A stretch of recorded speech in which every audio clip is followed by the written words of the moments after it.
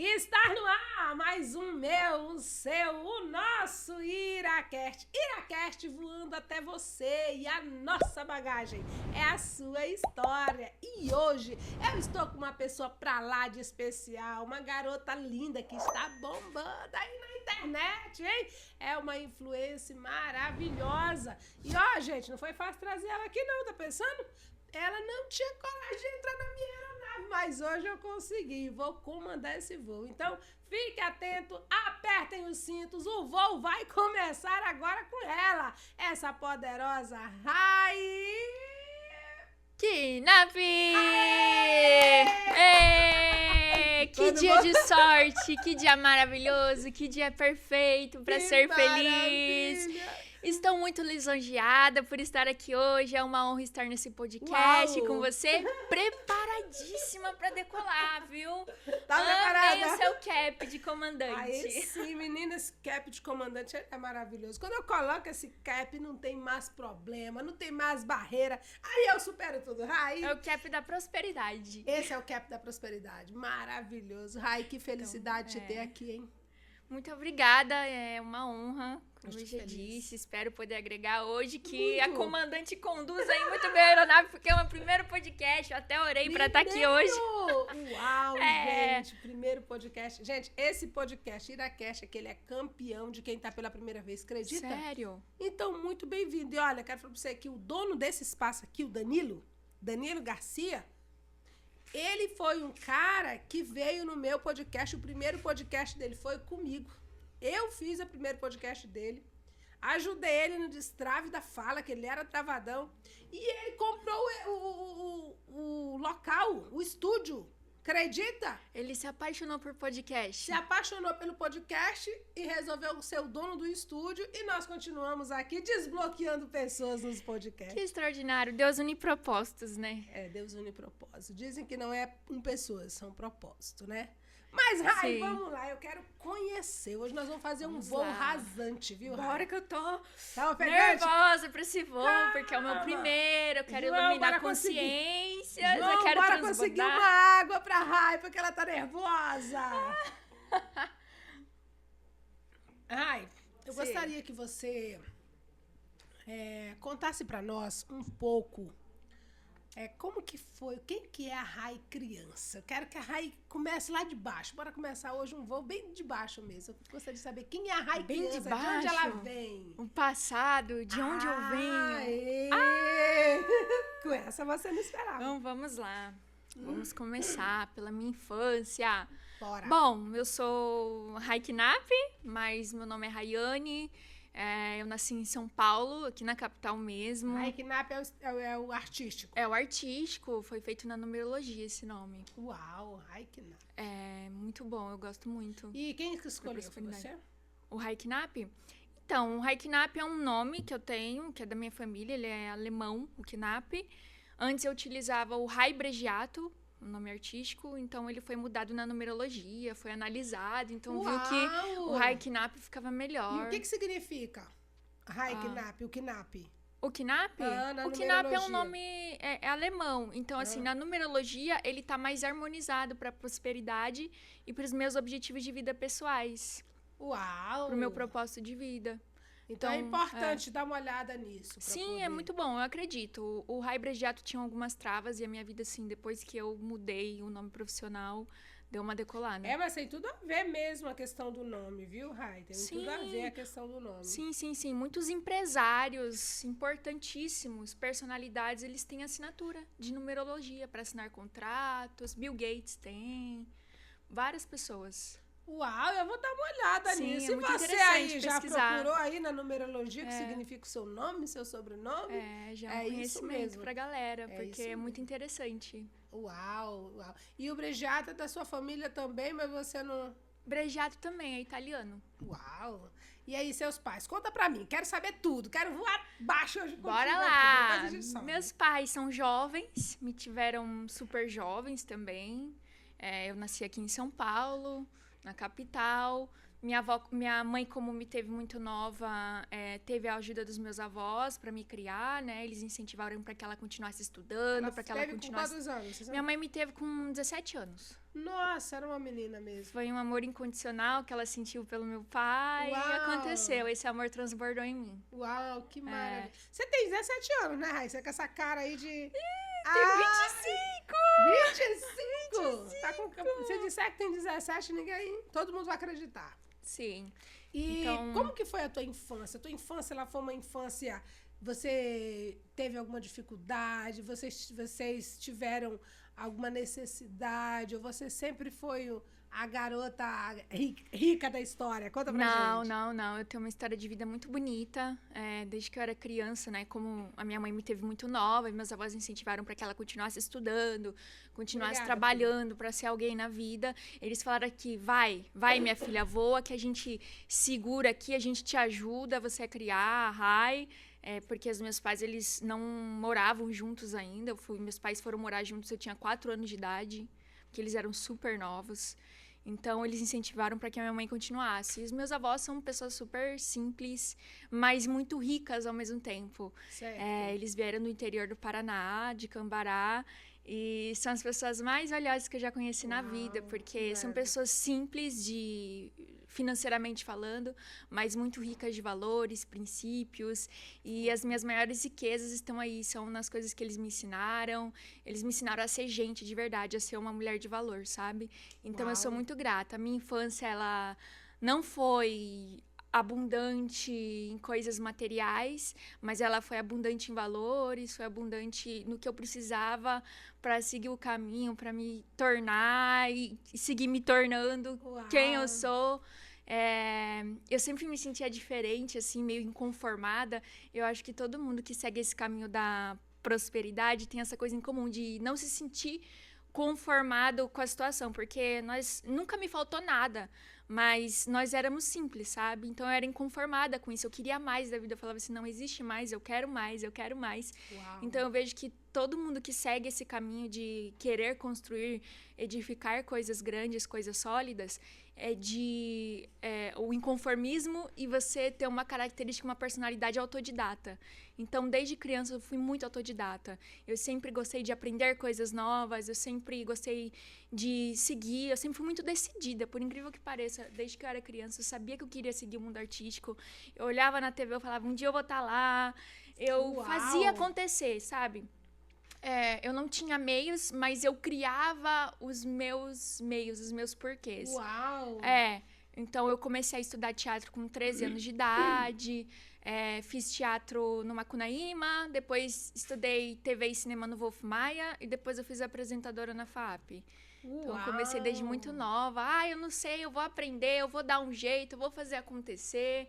Comecei no Instagram com 13 anos de idade também. Gratidão, depois, com 16, 17 anos, eu criei um canal no YouTube. Na época, o YouTube era mato, não tinha quase YouTuber. Eu já fui uma YouTuber na época que era uma das únicas que tinham. Então, eu peguei bem lá atrás mesmo, no início do YouTube, na época. E foi muito bom pra mim, muito positivo na época, porque eu criei o meu canal como uma forma do meu público me conhecer melhor na época e como uma forma de superar a depressão, porque eu estava com depressão infanto-juvenil. Nossa! E você acha que você pegou depressão por quê? O que aconteceu? Você sempre foi lourinha? Sempre, ruiva, sempre você é ruivinha. Sempre veio do meu pai. Isso te incomodava na infância? Não. As crianças tiravam sarro com você? Não. Porque aí, geralmente, a criança, quando é branquinha... Talvez aqui em São Paulo, nem tanto, né? Mas lá pro norte, pro Pará, que nós somos mais morenos, mais indígenas. Então, quando se vê uma menina lourinha, branquinha, ruivinha, é sinônimo de chacota. Eles avacalham mesmo. Por isso que eu tô te perguntando, porque geralmente... A minha situação, quando eu era criança, era a seguinte. Sabe a história do patinho feio, que ele vira o cisne? Sim. Foi assim. Eu era uma patinha feia. O que acontece? Eu tinha problemas familiares em casa, situações difíceis. Eu entrei na escola, eu era magra, sabe, padrãozinho. E aí, conforme as coisas foram apertando em casa, algumas situações que foram me sobrecarregando, né, me sobrecarregando como uma criança que não entendia nada, eu comecei a descontar na comida. Então, eu comecei a ter compulsão alimentar criança, eu engordei. E o bullying que eu sofri na infância era essa, em relação ao peso e a cor da pele também. Você engordou? Engordei. Quando eu era criança, sim. Teve uma época que eu fiquei bem gordinha mesmo. Foi? Bem gordinha. E eu sofri já muito bullying.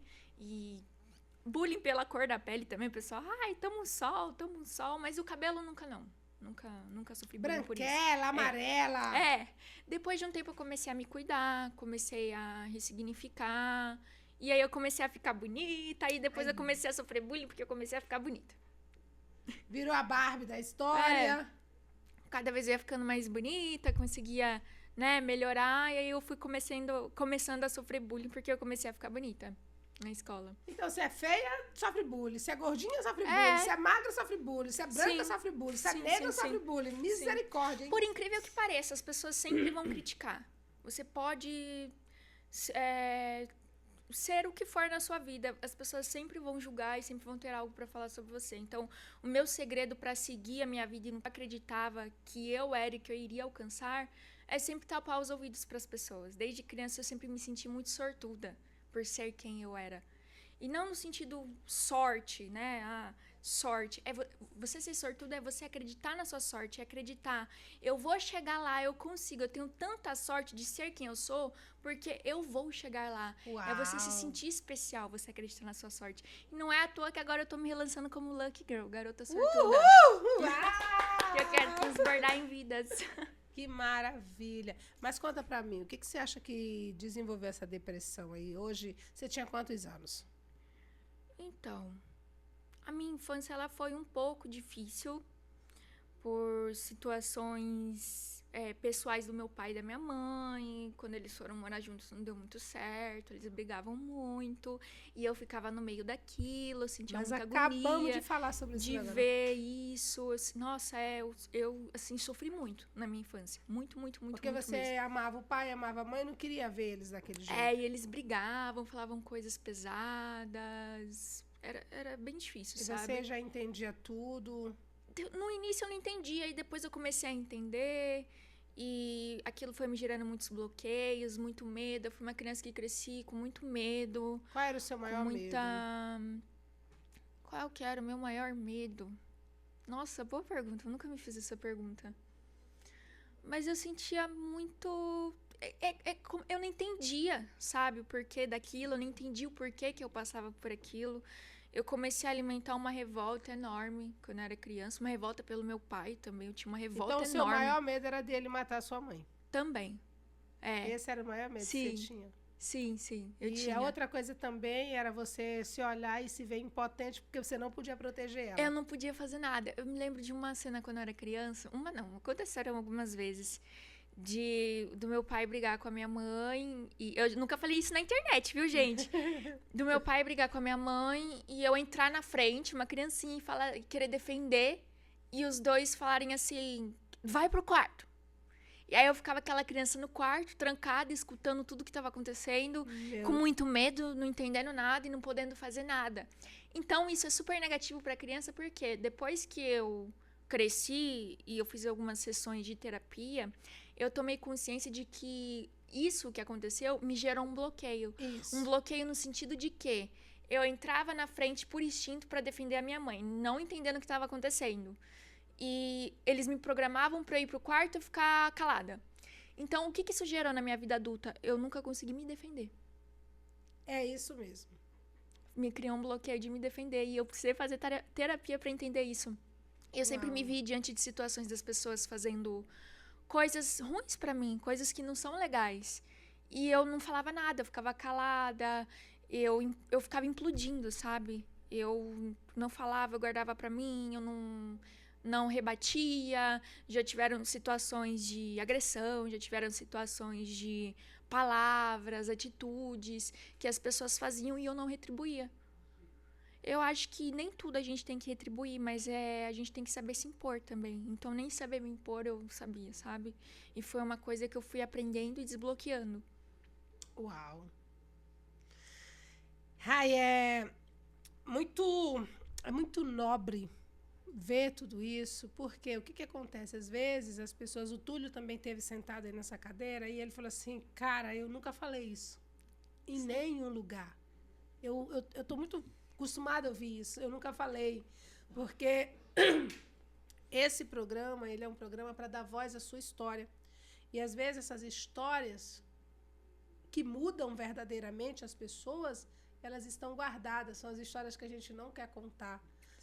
São as histórias que a gente quer guardar, mas essas histórias, elas fazem parte da nossa vida. E por que é louvável o que você está fazendo, o que o Túlio fez? Porque quantas crianças com 30 anos, com 25 anos, com sabe lá quantos anos, mas continuam crianças amedrontadas, mandando ser caladas as bocas e vai se trancar no teu quarto. E para que você passou por tudo isso? Você passou por tudo isso para você salvar essas outras crianças. Entende? Sim. Porque o teu bloqueio, ele tem intimidade com o teu propósito. Então você, sobreviveu tudo isso. Deus te permitiu passar por tudo isso para que você seja uma corda de salvação para outras pessoas. Então, muito bem-vinda ao IraCast, muito bem-vinda a contar a tua história. E eu tenho certeza que você vai sair daqui hoje pensando, puxa, isso fez parte da minha vida, eu superei tudo isso.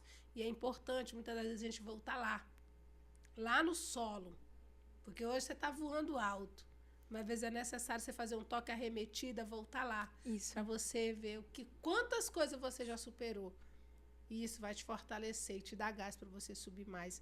E agora salvando outras vidas. Exatamente. Sabe o que é importante eu falar para as pessoas, que eu tenho certeza que vai ajudar alguém aqui hoje? Às vezes as pessoas nos veem na internet como algo e uma realidade muito inalcançável. Graças a Deus e graças ao Espírito Santo que eu estou aqui hoje. Mas eu quero que as pessoas entendam o seguinte, por isso que eu falo do Lucky Girl. Eu acreditei na minha sorte. Se eu estou aqui hoje, é porque eu acreditei na minha sorte, acreditei que eu carregava algo especial. E se eu estou aqui hoje, você também pode estar, você também pode ressignificar coisas na sua vida, você pode ressignificar tudo. E eu vou dar um exemplo para vocês. Quando eu era criança, eu sabia, tinha muita certeza, sempre fui muito decidida e obstinada do que eu queria.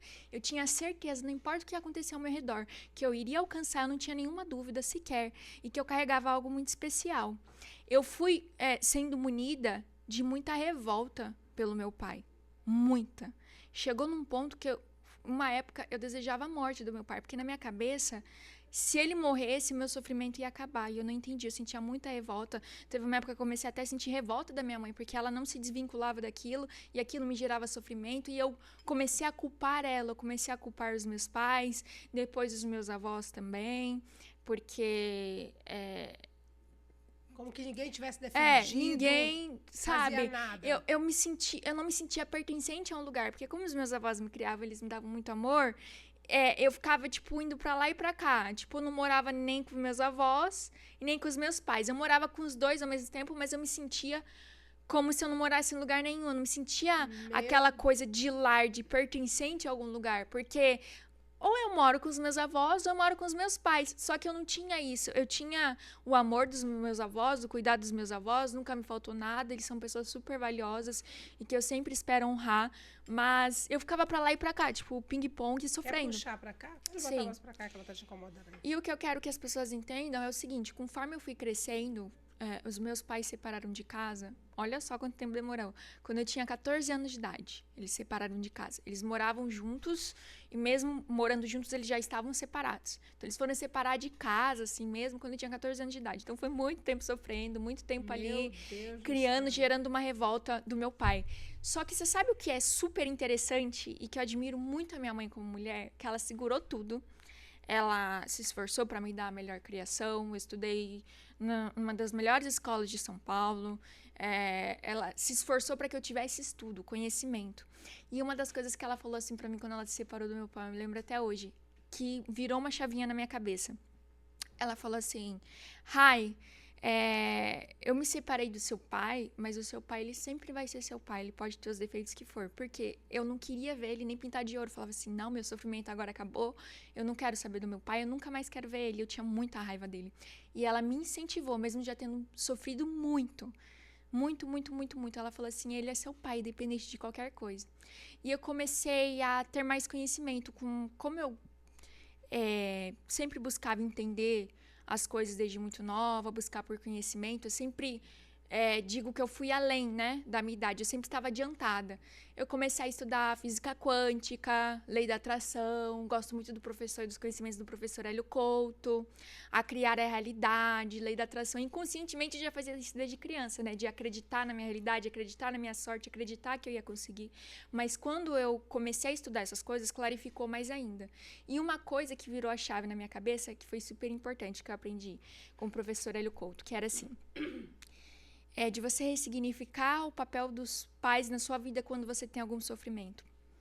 Que é de você olhar para o seu pai, que no meu caso foi meu pai que me gerou sofrimento, e falar assim: pai, obrigada por você ter sido quem você foi. Porque se você não tivesse sido quem você foi, eu não seria quem eu sou hoje. Talvez se você não tivesse sido quem você foi, eu seria uma pessoa totalmente diferente do que eu sou hoje. Uau. Muito obrigada. Serviço borda aí. Muito obrigada. Gratidão. Então eu fui ressignificando isso, o papel do meu pai na minha vida. E hoje em dia nós somos super amigos. Eu fui ressignificando toda a raiva que eu tinha dele. Graças ao que ele foi, que eu sou uma mulher forte, que eu sempre corri atrás das minhas coisas, procurei fazer acontecer desde muito nova. Tive a personalidade autodidata. Hoje eu posso ter conhecimento e sabedoria para ajudar pessoas que passam por uma situação parecida.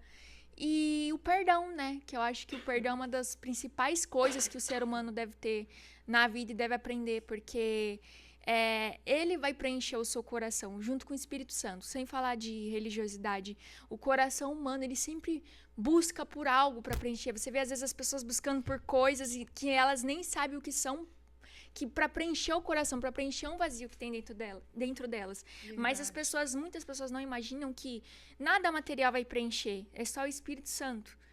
É uma energia, é o perdão, é o amor. Então, eu não estou falando de religiosidade aqui, gente, mas eu só estou aqui hoje graças ao Espírito Santo. E como eu ressignifiquei tudo na minha vida, eu tenho o seguinte aprendizado comigo. Não importa quem sua mãe foi com você, seu pai ou independente, quem te criou. Não importa se foi bom, se foi ruim. O que importa é o que você aprendeu, é quem você é o que você fez a partir disso. E eu penso o seguinte: a pessoa que ela não honra o pai e a mãe, ela não está pronta para ir para o mundo. Independente se o pai foi ruim ou se foi bom. Você não precisa conviver com seu pai, mas você tem que perdoar. Porque quem não carrega o perdão no coração, essa pessoa não está pronta para ir para o mundo. Essa pessoa não está pronta para conquistar coisas. Uau. Tem um versículo bíblico que fala: quando você honra pai e mãe, você prolonga os seus dias na terra. Infeliz infeliz é a pessoa que não honra, porque ela não tem sucesso na vida, porque sempre vai ter alguma coisa ali mal resolvida dentro dela. É isso aí, gente, olha quanto conhecimento. Ela ainda estava preocupada se ia contribuir. Quanto conhecimento, eu estou aprendendo muito com você. E o que é interessante, você que está nos acompanhando aqui, que talvez você não saiba, mas você é 50% do seu pai e 50% da sua mãe. Então, se você odeia seu pai, você odeia 50% de você. Se você odeia a sua mãe, você odeia 50% de você. O defeito que você vê na sua mãe, você tem. No ver no seu pai, é a metade de um, a metade de outro, para formar 100% que nós somos. Aí eu penso assim, que eu acho que com certeza vai ter alguma situação de alguém estar assistindo e pensar assim: mas meu pai me abusou, mas minha mãe me bateu, como que eu vou perdoar isso? Você não precisa conviver, mas quando você libera o perdão, você para de se machucar. As pessoas não percebem, mas quando você não libera o perdão, você tá se machucando, você tá bloqueando a sua prosperidade, a sua abundância na sua vida. O perdão, ele é libertador, porque ele o perdão... eu tô fazendo uma live todo dia, 5h59 da manhã. Chama-se Comandantes de Oração. O dia que você quiser participar, entra lá. Tá? É maravilhoso. Hoje foi surreal, foi incrível. Tá todo mundo postando aqui, tá o maior comentário. Então, o que acontece? Porque a gente leva uma palavra.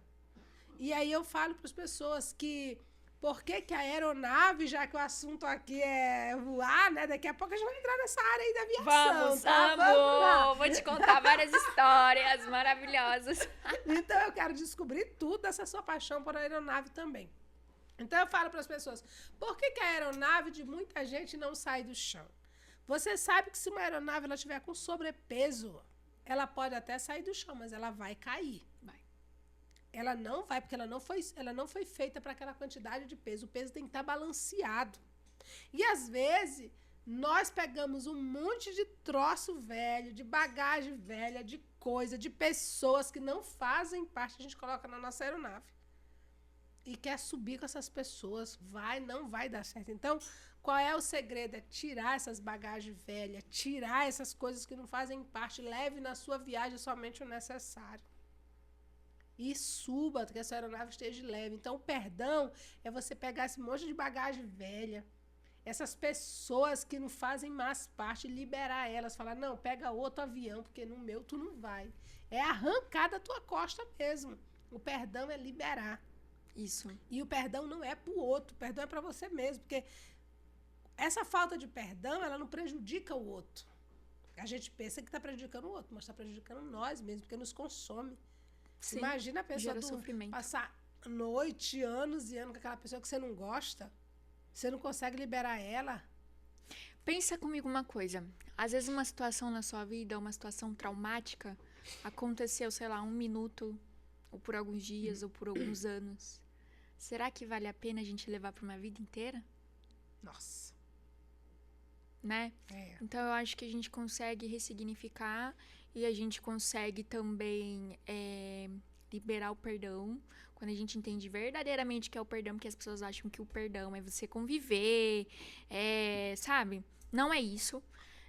E eu trocando beijinho acredito de novo, também não. quando você muda a sua autoimagem, colabora muito. Pra você alcançar o que você quer e também pra você perdoar as pessoas. Uau! Fala um pouco mais sobre isso. Sobre autoimagem, vou dar um exemplo simples para as pessoas entenderem melhor sobre autoimagem. Todos nós, seres humanos, nós temos padrões mentais.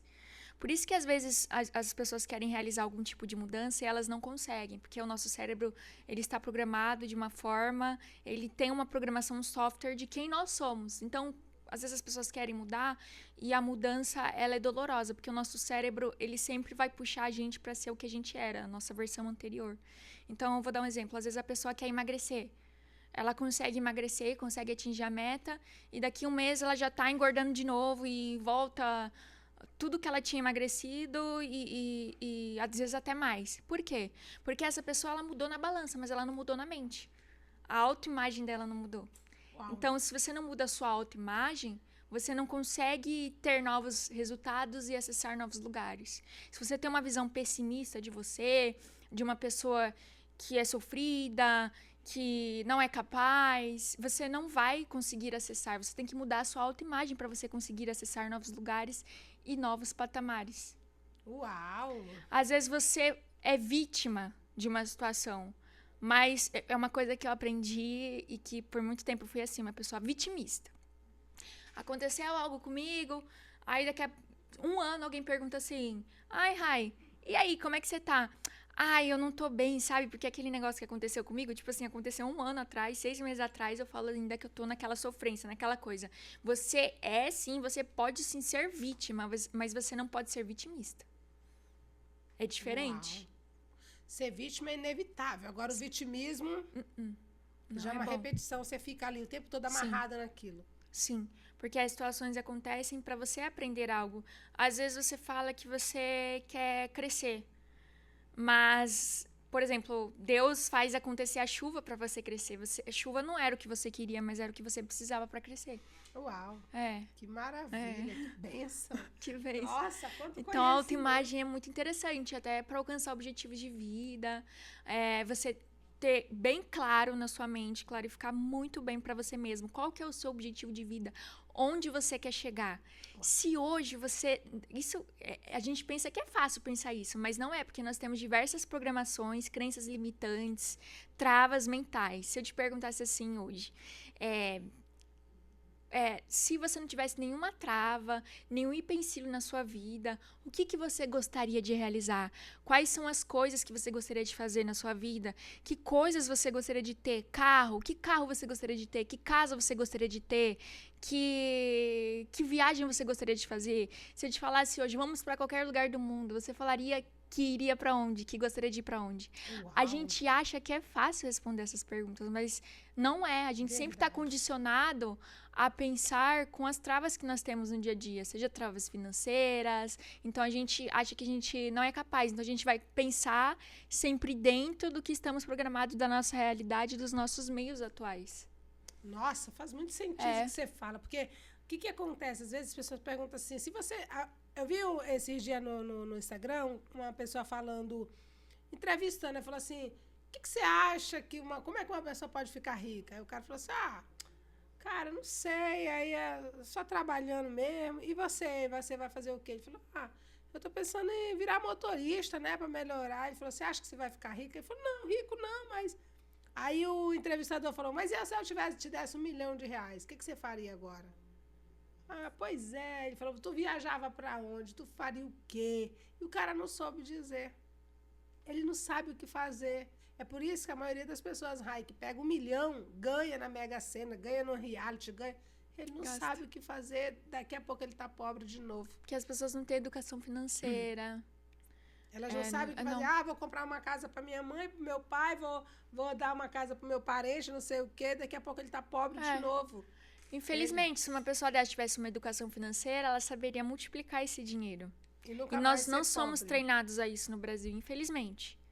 Uau. A ter uma mente empreendedora, a ter uma mente que investe, que multiplica dinheiro.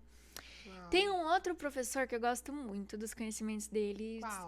Não sei se você conhece, Bob Proctor. Amo Bob Proctor. Já ouvi falar dele, mas ainda não li nada. Ele é maravilhoso. Ele fala o seguinte, ele fala muitas coisas interessantes, tá, gente? Se você não conhece, vale a pena pesquisar no YouTube. Mas uma das coisas que ele fala que as pessoas precisam ter para alcançar os seus objetivos, claro, além da ação, né? É foco e imaginação. O que nós somos condicionados sempre? Se você vê a criança, ela é sempre muito... imaginativa, muito criativa. Nós sempre somos podados, né? Tipo, a limitar a nossa imaginação. Então, pense assim, quanto mais você imagina, mais positivo é, porque quanto mais você imagina, mais você consegue imaginar um cenário de vida e acreditar que aquilo é real e ter foco naquilo. Por que o foco é tão importante? A gente pensa que é algo bobo de falar, mas muitas pessoas, infelizmente, pela situação de vida, pelo cansaço, pela descrença, sabe? De já ter tido tantas decepções na vida, que a pessoa deixa de acreditar e deixa de ter foco. Então, ela vive no modo automático. Se você parar pra pensar, a pessoa acorda... É tipo dirigir. Quando você tá aprendendo a dirigir, você pensa, meu Deus, isso aqui é impossível de fazer. E aí, quando eu aprendi a dirigir, eu até chorei. Eu falei assim, meu Deus, como é que eu vou saber isso? Como é que uma pessoa consegue dirigir? Isso é muito difícil. E quando você vai ver, você já está fazendo no automático. Nossa. Sem pensar. Então, é mais ou menos assim na vida. Quando a gente tem foco, a gente consegue... foco e imaginação, juntos os dois, e ação, a gente consegue criar uma nova realidade. Agora, quando a gente vive no automático, a gente não alimenta a nossa imaginação, a gente não se visualiza num cenário de vida desejado e acredita que aquilo já é real, né? Que falam que é a lei da suposição, né? Você já sentir e agradecer aquilo como se já fosse real, dificilmente uma pessoa vai conseguir sair de onde ela tá. Se ela não mudar a autoimagem dela, se ela não... unir o foco, a imaginação, já se sentir merecedor. Muitas pessoas não conseguem também manter coisas porque não se sentem merecedoras disso. É verdade. Tem tantas mulheres que procuram por um amor, mas não se sentem merecedoras desse amor. Não só mulheres, homens, várias pessoas. Uau! Então você vai ser amado quando você se amar em primeiro lugar e quando você se sentir merecedor também. Porque se você não se sente merecedor... Como que as pessoas vão te proporcionar algo, vão te dar algo? Como é que Deus vai te dar algo se você não se sente merecedor disso? Na realidade, nós já temos tudo aqui, né? Tudo já foi criado antes da nossa chegada. Uau. Só basta a gente acessar. A gente tem a chave na nossa mão, que a gente pode acessar a qualquer momento, qualquer coisa que a gente quiser na vida. Já está tudo aqui pra gente. Que maravilha! Quanto Sim, conhecimento, garota! Quanto conhecimento! Que maravilha! Rai, conta pra mim, além das suas dificuldades que você teve com a sua mãe, lá nessa situação toda que você foi essa criança, nesse caos todo, qual foi a maior dor que você sentiu? A maior dor? Eu acho que eu não tenho uma maior. Eu tive algumas dores na minha vida. Em cada fase da minha vida, eu já tive dores no âmbito familiar, eu já tive dores no âmbito amoroso. Eu já tive dores no âmbito profissional. Dores assim que eu nunca imaginei passar na minha vida. Mas que eu ressignifiquei e eu entendo que tem um propósito maior nisso. Eu sei que eu posso agregar, transbordar em vida, salvar muitas vidas. Não só pelo que aconteceu na minha infância, mas o que já aconteceu no meu âmbito amoroso, no meu âmbito profissional. Eu já corri risco de vida no âmbito profissional. Foi mesmo? Já. Quer falar sobre isso? Acho que não é o momento, mas um dia eu espero... eu quero e eu vou falar, porque eu preciso, está no meu propósito. Eu tenho vidas para salvar. Mas eu acho que eu não me sinto pronta para falar disso agora. Mas é uma coisa, assim, que as pessoas jamais imaginariam que aconteceu comigo e que eu sei que eu vou poder agregar em muitas vidas e salvar muitas meninas que sonham grande. Não demora muito, tá? Não. Não demora muito, porque nesse momento alguém Sim. pode estar morrendo, Sim. esperando disso, tá bom? Sim. Qual dessas você gostaria de falar? Tá pronta para falar?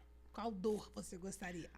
A dos meus pais, acho que eu já pude acrescentar em alguém. Com certeza, com certeza. Tem um amoroso também, que não me machuca mais. Foi meu primeiro namorado. Você teve seu primeiro namorado com quantos anos? 18. Eu tava em ascensão profissional no YouTube. Na época, eu tava assim, eu ia nos restaurantes, as pessoas me reconheciam, pediam pra eu tirar foto. No início ele achava lindo, maravilhoso, uma flor, uma rosa no jardim. Nossa, que linda, eu te admiro. Você conheceu ele pela internet? Sim, conheci na internet. Ele era mais velho que eu. Ele te viu primeiro? Sim, ele me viu. Ele te viu. Sim. E aí... E ele era mais velho que eu. Eu nunca gostei de pessoas da minha idade. Eu nunca andei com pessoas da minha idade, desde a escola. Eu sempre andei com pessoas mais velhas, eu sempre acessei pessoas mais velhas. Eu sempre tive amizade com as pessoas mais velhas, porque eu tive que amadurecer muito cedo. Certo. Eu gostava de assuntos diferentes, assuntos que agregavam. Eu não tive muito, assim, adolescência boba, sabe? Uhum. Eu sempre comecei a trabalhar muito nova, eu sentia que eu não tinha tempo a perder. Então, o meu primeiro namorado, ele era bem mais velho que eu. Então, ele já tinha experiência, eu era uma folha em branco, eu não entendia as coisas, sabe? Eu era muito amor, muito, sabe? Vivia no mundo da lua. É. Ali no mundo da paixão. E ele já sabia manipular, ele já era vivido. Você acha então, que ele foi me manipulando. Depois que você começou a estudar sobre a lei da atração, sobre PNL, você acha que naquele momento que você se encantou por ele, você não se encantou por ele como um homem, sim como um pai que você não teve presente? Você acha que foi mais ou menos isso? O que acontece é o seguinte, quando eu conheci ele, eu entrei na relação muito empoderada, sabe? E ele era um príncipe pra mim no começo. Eu acho que eu enxergo mais como essa forma. Ele era um príncipe, o homem que eu sempre sonhei. Ele falava sobre edificar coisas, ele me incentivava profissionalmente. Mas, a partir de um tempo, ele não conseguiu lidar com isso. Ia nos lugares, eu chamava atenção. Ele começou a implicar com as minhas roupas. Ele foi querendo me mudar aos poucos e me fechar pro mundo, sabe? Eu sou muito grata a ele. Eu acho que, assim, a gente tem que ser grata à pessoa, independente se ela faça o bem ou o mal. Porque quando você... Fez parte, né? Eu não gosto de falar mal, porque quando você fala mal, você desonra as partes boas e você também elimina o que você aprendeu. Esse é um conhecimento até do Pablo, que eu aprendi no Método IP. Muito importante. Ele fala assim, cara, o Pablo fala, a pessoa pode me ter feito a pior coisa, mas se eu aprendi algo com aquela pessoa, eu não vou falar mal dela, porque eu não vou ficar falando, eu não vou ficar amargurado, porque eu vou anular tudo que eu aprendi com aquela pessoa. A pessoa fez ruindade pra mim, fez, mas eu aprendi coisa boa com ela também. Então você anula parte do que você aprendeu. Uau! Interessante essa parte. Então, assim, ao mesmo tempo que eu sofri muito com ele, tiveram coisas boas que eu aprendi, que eu carrego até hoje. E ele foi, assim, se mostrando, né? Muito ciumento, se incomodava muito com o meu profissional, eu estudava na época, TV e cinema. Ele incentivou no início, depois ele passou a não incentivar, a me humilhar, me subestimar. Eu queria estudar. Chegou a morar com ele como esposa, não? Só namorada mesmo? Como é que eu vou dizer? Era uma união estável.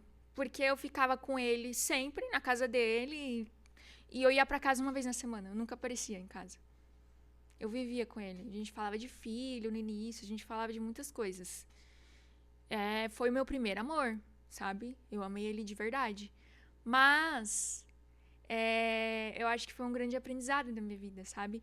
E essa pergunta que você me fez em relação ao pai, eu não sei, eu acho que não, sabe? Porque eu tive muito problema com meu pai, mas ao mesmo tempo eu agradeço a Deus porque eu tive um pai, eu tive meu avô, que eu amo incondicionalmente. Meu avô fez de tudo por mim.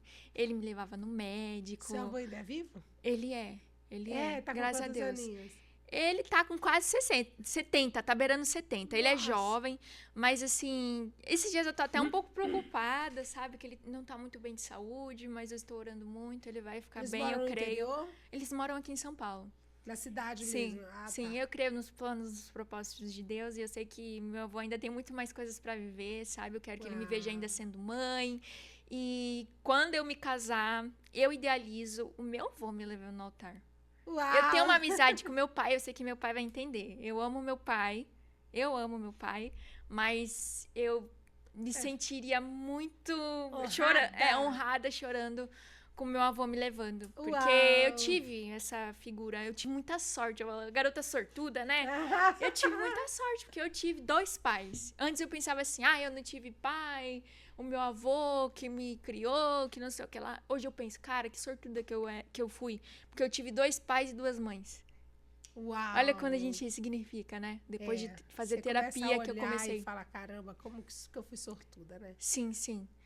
Eu acho que eu enxergo a minha relação com o meu primeiro namorado mais como um amor mesmo, verdadeiro, que eu senti por ele. No início, como eu disse, eu entrei muito empoderada. E aos poucos ele foi me manipulando e quando eu fui ver eu não me reconhecia mais, eu tava vivendo a vida dele. Eu deixei as minhas coisas de lado porque ele me subestimava, ele não incentivava, sabe? No início ele fazia isso. E aí depois ele começou a sabotar. Eu tinha os meus dias de gravação, ele sabia. E então, por exemplo, sábado ele ia jogar bola e eu falava assim, amor, eu vou ficar em casa sábado pra gravar meus vídeos pro YouTube. Aí chegava sexta-feira, ele queria beber com os amigos e eu nunca tive problema com isso, eu sempre fui bem resolvida. Amor, vai lá, tá tudo bem e tal. Ele chegava de madrugada, às vezes começava a falar coisas que não eram legais, eu ficava muito triste, eu chorava, ficava acordada até tarde, ou às vezes esperando ele. E aí no dia seguinte eu não tinha psicológico nenhum pra gravar. Nossa. Eu tentava, mas no dia seguinte eu não tinha. E foram traições, muitas, diversas, infinitas traições. Então, uma experiência então vai te machucando, porque quando você ama alguém de verdade, e por mais que eu já tivesse tido o conhecimento, eu era nova, eu tinha 18 anos. Eu tinha muita coisa que aprender. Eu não tinha bagagem de vida. Eu tinha estudado, sim, começado a estudar lei de atração, PNL, mas eu era uma menina, eu não tinha bagagem de vida. Eu estava me tornando uma mulher. Então, eu não me reconhecia mais e eu entrei em uma algema mental. Que em muitos momentos eu queria sair, mas eu não conseguia. Porque as pessoas que já amaram, já se apaixonaram por alguém, as pessoas vão entender. Às vezes você quer sair, você quer se desvincular daquilo, você sabe que aquilo não tá fazendo bem pra você. Mas você não consegue sair, é uma algema mental. É uma coisa que gera uma angústia, um sofrimento muito grande, porque você ama, te machuca, mas você não consegue sair dali. Uma dependência emocional. Sim, e eu percebi que não era muito ligado com meu pai, era mais ligado ao meu amor próprio. Porque se fosse hoje em dia, sim, nós tivemos momentos bons, ele tinha as qualidades dele, nós combinávamos em muitas coisas. Mas, infelizmente, por insegurança dele, eu não sei, ele tinha problema de relacionar-se, sim. Todos os relacionamentos dele foram problemáticos. Ele já vinha de outros relacionamentos. Ele deixava os amigos interferirem, ele não tinha posicionamento. Ao mesmo tempo que nós tínhamos tudo pra dar certo, nós combinávamos muito. Ele autossabotava, sabe? Se autossabotava e autossabotava o relacionamento. Nossa. Deixava os amigos interferirem. E eu era uma namorada muito dócil, muito amorosa. Eu cuidava muito bem dele. Cuidava não só dele, mas da família dele. Quando eu me separei dele, o difícil também foi me desvincular dele, mas também da família dele, porque a família dele era muito unida. Então eu tive a mãe dele como uma terceira mãe pra mim. Então, eu era muito amiga das irmãs dele, que tinham mais ou menos a mesma idade que ele. Eu era muito amiga da mãe dele, ele não tinha o pai, já era falecido. Mas foi difícil me desvincular da família dele. Você simplesmente abraçou a família. Você Abracei, amou eu a cuidava, eu família. amava incondicionalmente. Às vezes ele tava no bar bebendo, eu tava com a mãe dele, sabe? Eu sempre perguntava, Dona Dirce, que eu amo até hoje, Dona Dirce, se um dia ela ver esse podcast. Eu sou muito grata a essa mulher, uma mulher muito virtuosa, criou... Quantos filhos? 6 filhos? 5? Ai, peraí, de cabeça agora eu não me lembro. Mas ela criou esses filhos praticamente sozinha. Uma mulher de Deus, uma mulher virtuosa. E ela te aconselhava, muito te falava. Você não conseguia se sábia. abrir com ela pra contar o que estava Eu acontecendo? falava com ela via meu sofrimento, mas eu era muito nova, né? Então. E ela dizia o que pra você? Ela já sabia como que era o filho dela, né? Então. Era a minha escolha, né? As irmãs dela chegou quando a gente tá. Um pouco antes da gente terminar. Quer dizer, as irmãs dele, um pouco antes da gente terminar, elas ficavam muito revoltadas, né? Porque elas falavam assim: Meu Deus, você é mais nova que ele. E muitas vezes você é mais madura que ele. Eu não acredito que o meu irmão tá agindo assim com você. Uau. Então, não era pra ser. Na verdade, foi, mas não era pra ser pra vida. Foi bom enquanto durou. Por mais que gerou sofrimento. Porque, como eu disse, nós tínhamos muitas coisas em comum. E eu não conseguia me desvincular daquilo, voltando ao assunto, devido ao meu amor próprio. Eu tava com ele, mas eu sempre sentia um vazio, um vazio, um vazio, um vazio. Eu sentia dificuldade de ficar sozinha. Hoje em dia, ficar sozinha é a coisa que eu mais amo na vida. Pra eu ficar na companhia de alguém, ó. Porque Você eu começou aprendi a desfrutar, me amar tanto que a hoje minha própria companhia. eu Uau. sinto solitude. Eu não sinto solidão. Eu amo ficar em casa com meu gato. Eu tenho um gato gigante, o Eros, ruivo. Você mora só hoje? Eu moro sozinha. Nesse apartamento? Eu moro. E olha, eu agradeço por não ter acontecido naquela época, por mais que a gente teve uma experiência de morar junto, porque eu sinto que hoje, vivendo tudo que eu vivi, eu precisava morar sozinha, eu precisava disso na minha vida. E talvez se tivesse dado certo com ele, eu nunca teria tido essa experiência. Nunca, jamais. E eu nunca teria crescido em tantas outras coisas. Mas foi uma pessoa que eu amei muito, foi uma pessoa que a gente já riu muito juntos, eu aprendi muitas coisas com ele. E hoje tiveram você tem algum partes... relacionamento ainda com ele? Não, nós não nos falamos. Às vezes eu falo com a família dele, bem brevemente.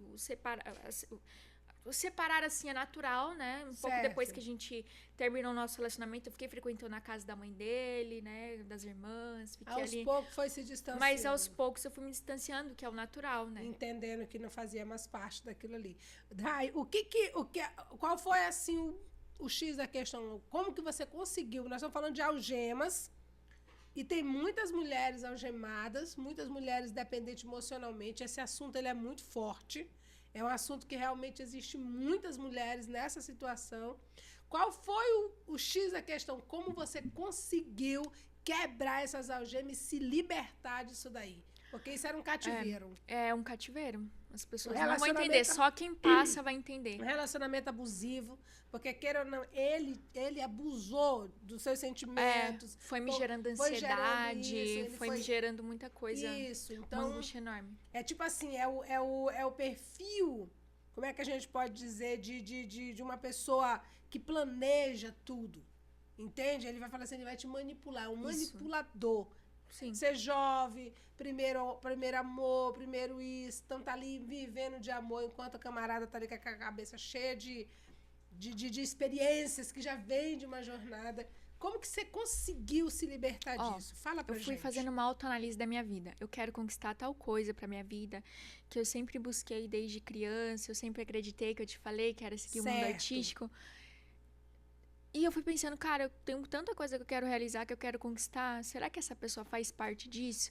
Vivendo essa rotina prolixa, vivendo tudo sempre igual e sempre com as mesmas pessoas que sabotam. Ele não percebia, mas não só eu, mas a família dele falavam que as pessoas que ele andava, a ambiência que ele andava não era positiva pra ele, sabotava, sabe? Eu fui analisando que eu estava distante da minha família, eu estava distante de mim mesma, eu não me reconhecia mais. Então, foi um processo, assim, que eu fui me munindo de coragem. Já fazia um tempo que eu queria, mas eu não conseguia. Então, eu fui estudando, eu fui procurando entender o que que era, o que eu sentia, o que que eu precisava, o que que eu precisava seguir. Fui me apegando mais ainda a Deus, porque teve um momento que eu me distanciei, sim, de Deus. Eu fui me apegando a Deus, fui pedindo força, fui pedindo para Ele me acolher, que quando eu me separasse dele, para que eu ficasse no colo de Deus, para que eu não sofresse tanto. Por incrível que pareça, quando eu me separei dele, eu sofri, mas eu acho que eu não sofri o quanto que eu pensava que eu sofreria, porque eu fiz jejum espiritual na época, eu orei muito, então acho que o que me ajudou, não, tenho certeza que me ajudou muito na época foi Deus. Nossa separação foi porque eu peguei mais uma traição dele. E aí deu, sabe? Ele viu também, ele caiu na real um pouco antes. Nós tivemos uma briga, porque eu lembro que foi no ano novo que a gente terminou, um pouquinho depois do ano novo. Nós tivemos uma briga em dezembro. E ele. Pela primeira vez eu senti medo dele.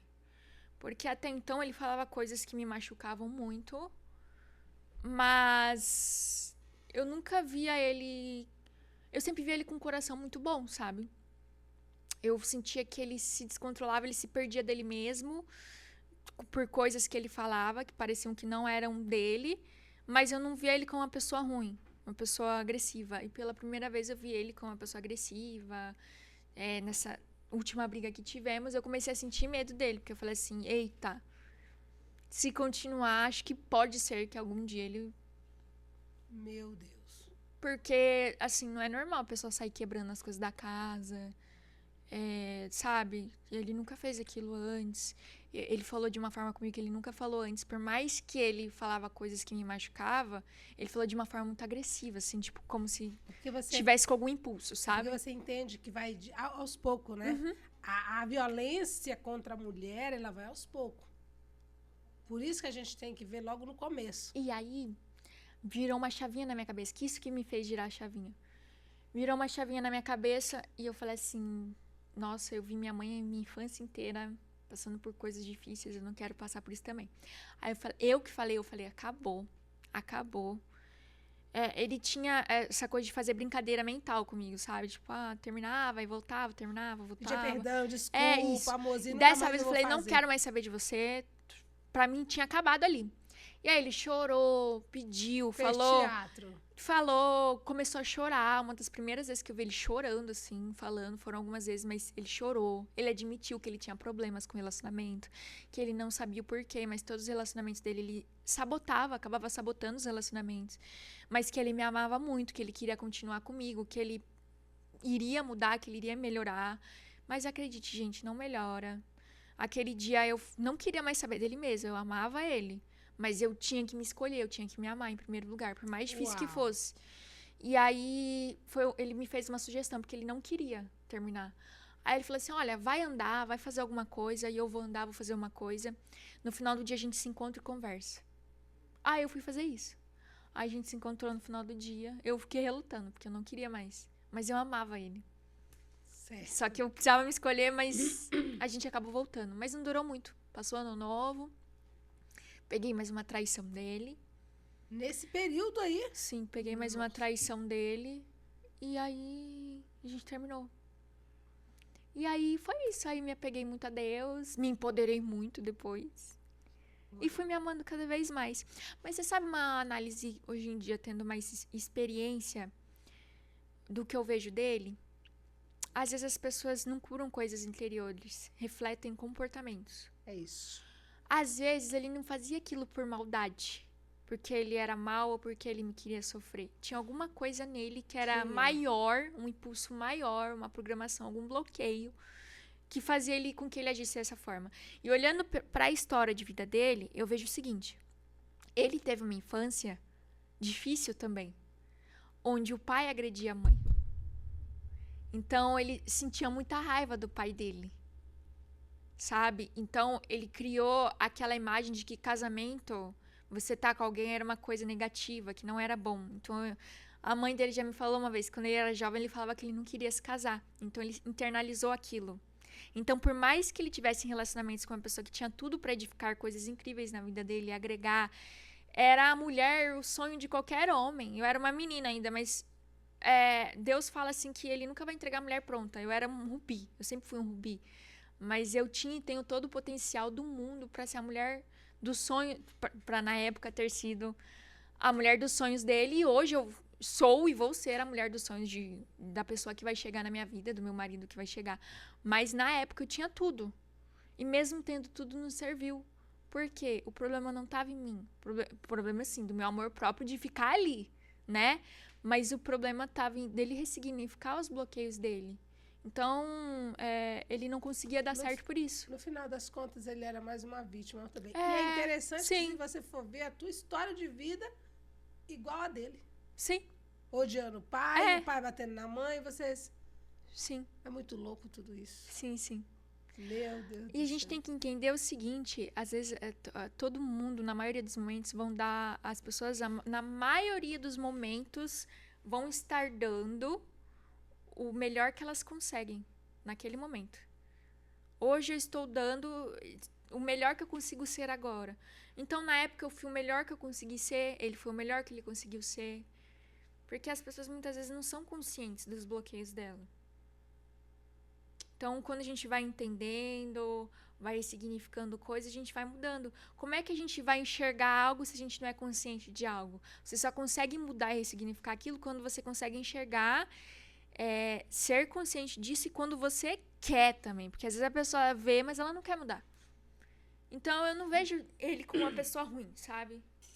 Eu vejo ele como uma pessoa que tinha traumas, bloqueios e que aquilo foi maior do que o que ele sentia por mim. Uau! Caramba, Sim. meu. O que você diria, Rai, olhando aqui para essa câmera aqui, o que você diria para essas mulheres que nesse momento possam estar sofrendo um abuso, sofrendo uma algema mental? O que você diria para essas moças que estão se relacionando assim, estão nessa situação?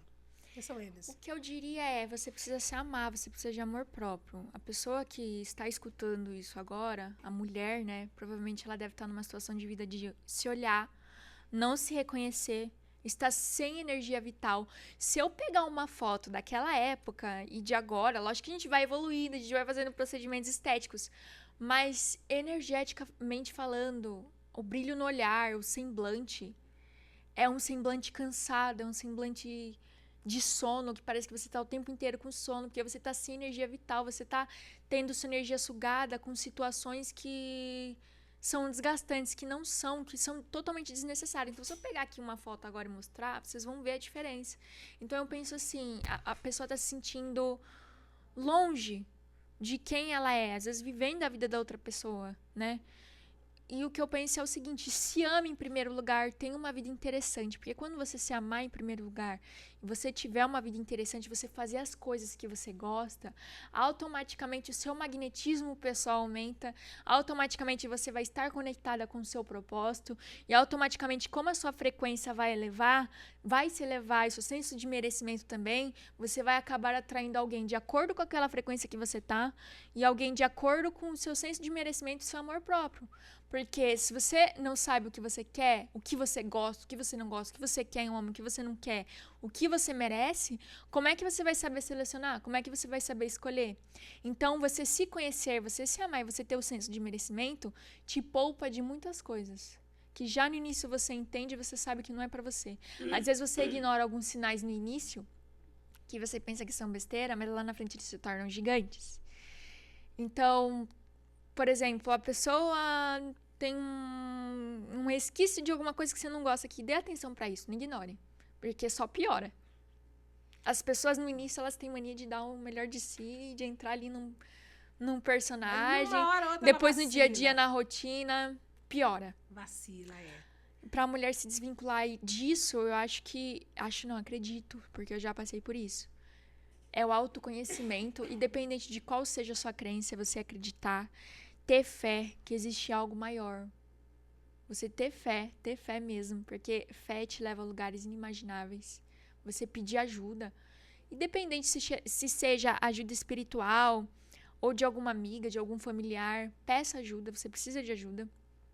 E autoconhecimento, amor próprio. Muitas mulheres também se tornam muito difíceis de se desvincular do parceiro, porque tem filhos, porque são dependentes emocionalmente, financeiramente. Então, assim, você quer se planejar? Você quer se separar, você quer viver algo novo, você quer acabar com esse sofrimento? Se planeja para isso. Se você é dependente financeiramente também do seu parceiro, se planeja, vai, dá a cara a tapa que você consegue. Minha mãe fez isso também, né? Ela não era dependente financeiramente do meu pai, mas ela era dependente emocionalmente. Muito, muito, muito, muito, muito. Então ela se planejou. No início não foi fácil quando os dois se separaram de casa. Eles dois tinham uma casa própria, né? Minha mãe que saiu da casa e foi morar de aluguel. Porque ela não estava aguentando mais tanto sofrimento que ela pegou e encarou. Nossa. Então a mulher, quando ela quer, ela faz. Faz. E vem uma força interior que você nem sabia que você é capaz de ter. Nossa, quanto conhecimento. É fácil falar, as pessoas falam, é fácil falar, mas segue, porque funciona. Pensa, uma mulher ter uma casa própria com o marido e sair, morar de aluguel. O certo é o homem sair, né? Se tiver caráter, só que às vezes eles são tão mau caráter Sim. que eles ficam ali matando na unha como um piolho e não saem. Sim, mas a mulher, quando por exemplo, quer, a minha mãe, ela se planejou, vai. Demorou um tempo, mas ela foi. Ela foi. No início não vai ser o mar de rosas, o luxo que você quer, que você imaginava, mas as coisas vão melhorando. Uau. E você vai se significando. Quanto mais grato você é, mais coisas você alcança. Você é grato por aquele sofrimento ter acabado, você é grato por estar com seu filho bem, por ter sua paz, e as coisas só vão melhorando, você só vai decolando. Porque quando você tira o que prende a sua energia vital, a sua frequência, você decola, você tem tudo para decolar. É ambiência, né? Uau, que maravilha. Mudou de ambiente, está em novo ambiente, por mais que ali não tenha tudo aquilo que você tinha antes, mas agora você está aqui no barraquinho, mas você tem paz. É por isso que lá em Provérbio ele vai dizer que é melhor viver numa chopanazinha do que numa casa luxuosa com a mulher rixosa. Isso. Ou seja, com aquilo que te traz problema, aquilo que te traz aquela ambiência pesada. Então é melhor a gente estar aqui no barraquinho, mas ter paz, lá no meio do mato, tranquilo. Eu acredito que o que todo ser humano busca também no relacionamento é paz, né, gente? O que tira a tua paz é caro demais. Quando for pra ser, você não vai precisar forçar. Vai te trazer tanta paz. Você não precisa forçar nada, não gera sofrimento. Lógico que tem desafios, sim, nada é perfeito. A conversa, o diálogo é muito importante. Existirão, sim, coisas para ser alinhadas, mas você vai perceber que o feeling é diferente quando é para ser. Uau! João, quanto tempo nós temos ainda, João? Já estourou? Ai! Já estourou? Que história é essa? Acho que a gente vai ter que marcar uma parte 2 para falar de aviação. De aviação, ai! Só porque ia começar a parte mais legal. Gente do céu! Mas me fala aí, como foi essa história desse sonho de aviação? A aviação aconteceu na minha vida. Nunca tive o sonho de trabalhar na aviação. Foi um hobby, uma paixão que eu tive. Porque eu sempre tive muito medo de voar. Muito. Vinha uma turbulência, eu já acelerava o coração, sentia ansiedade, pânico. Nossa! Até que um dia eu enfrentei um voo que infelizmente entrou em um tufão. Um tufão? Um tufão, um furacão. Na época, era o avião da minha amiga, do marido da minha amiga. Então, nós estávamos indo sentido a Florianópolis. E, na época, todos os voos comerciais estavam cancelados. A gente não sabia. Eu não sei por que o comandante, na época, quis voar assim. Mas, na época, o tempo estava aberto em São Paulo. Mas, lá pro sul, já tinha um aviso aí desse tufão, desse furacão. Nossa! Furacão bomba, acho que é assim que fala. E a gente estava indo, o comandante falou depois, né, de tudo que aconteceu, que não sabia que no momento que nós estaríamos pousando, que o furacão iria estar por cima de Florianópolis. Mas basicamente entrou no tufão, a aeronave perdeu o controle, ficou assim, eles não conseguiam voltar pro controle, pensaram até que tinha quebrado alguma coisa na aeronave, porque foi muito forte. Eu pensei que eu ia morrer, eu comecei a gritar. Depois de muito tempo ali da aeronave fora de controle, nós conseguimos recuperar, sair do tufão, e eu orei tanto pra Deus, eu pedi tanto pra Deus que A gente foi.